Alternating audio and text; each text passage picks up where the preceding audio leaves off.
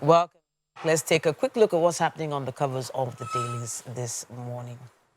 We have with us the Nation newspaper, and it starts here. Okay, well, of course, we have Mike Mesikena right here in the studio as well. We're going to be going over the papers together. APC Atiku Bicker over Tinubu's CSU certificate. I'm filing fresh evidence at Supreme Court. It says ex-VP chasing shadows, says President's Chicago lawyer. Underneath the masthead there's more information, and the story starts there and wraps up on page 6. Top left, Senate summons service chiefs over rising insecurity.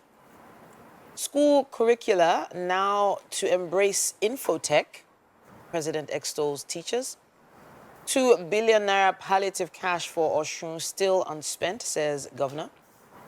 Tribunal upholds Kebbi Governor Idris' victory. And let's see what else we have here. On the Forex crisis, federal government opens talks with World Bank. Economic challenges over soon, says Edu. And a sad one here, 8 killed in Oshun communal clash. That's what we have on the cover of the Nation.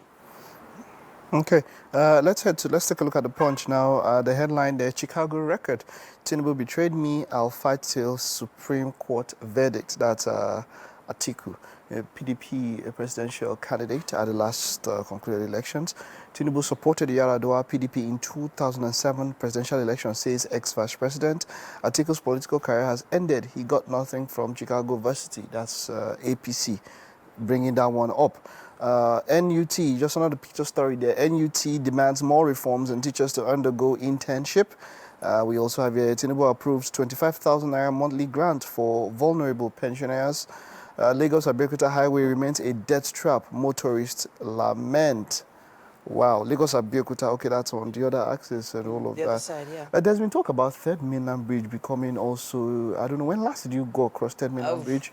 Quite a few potholes, especially heading from the mainland to the island. Well, what section of the bridge? I think once you're passing that first quarter. Unilag should be the second or third. By the time you get into second quarter of the bridge. Oh, wow. So there is this. There's a major diversion of cars that happens. Sort of, people sort of know it's there now, and then you just see the cars going right. Right. Yeah.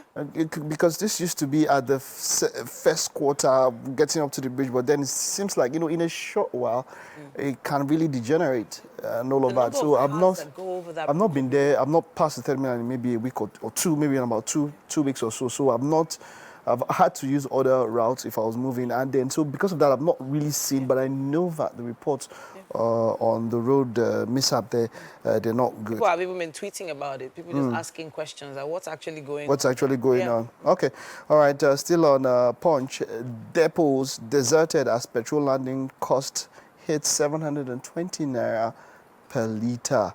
Manufacturers experiencing toughest period in history. Works Ministry seeks 217 billion naira to repair 260 roads. Yeah, that's what we're just talking about.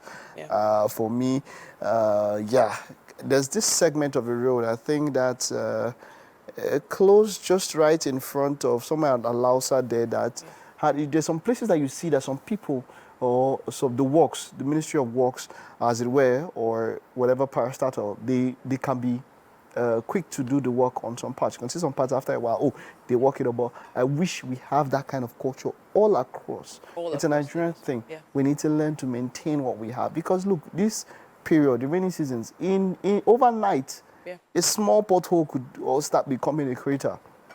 So yeah, and that is the Punch. Obviously it also means that motorists need to take extra care as well of their vehicles, because the way the roads are affecting vehicles now, and nobody's looking to be spending a bit more on cars Definitely.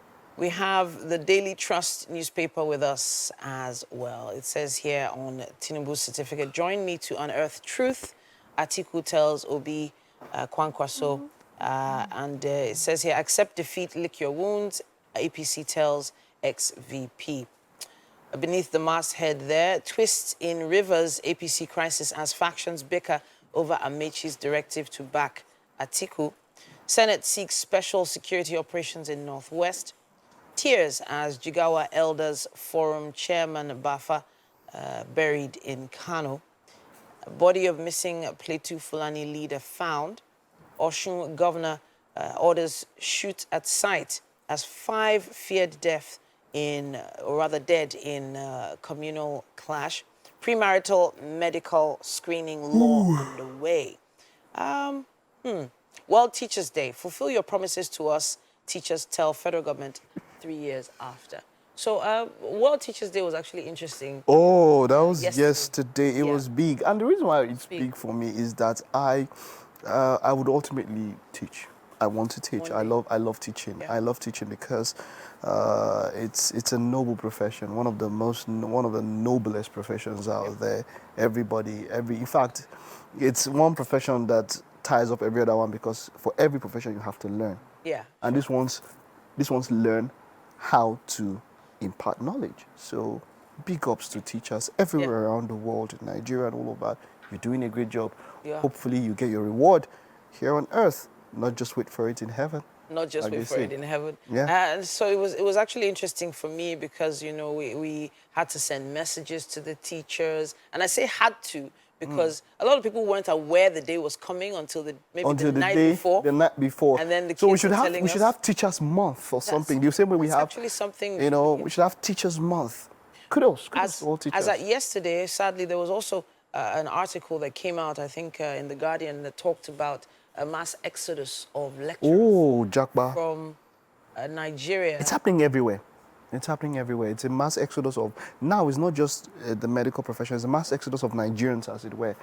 We have countries that are looking for immigrant workers, that are looking to populate themselves, you know, and Africa is easy ground to get people to move there. They went as far as putting an infographic online talking about percentages, about 70% already resigning, about 40% leaving the country, and non-teaching staff now entering classrooms. I think this is something we really need to look into. But for those that didn't hear it yesterday, happy Teachers Day. Yeah, Chef Belinda is on standby. Winfrey is set to get her hands dirty in the kitchen. Winfrey, Chef Belinda, what's up?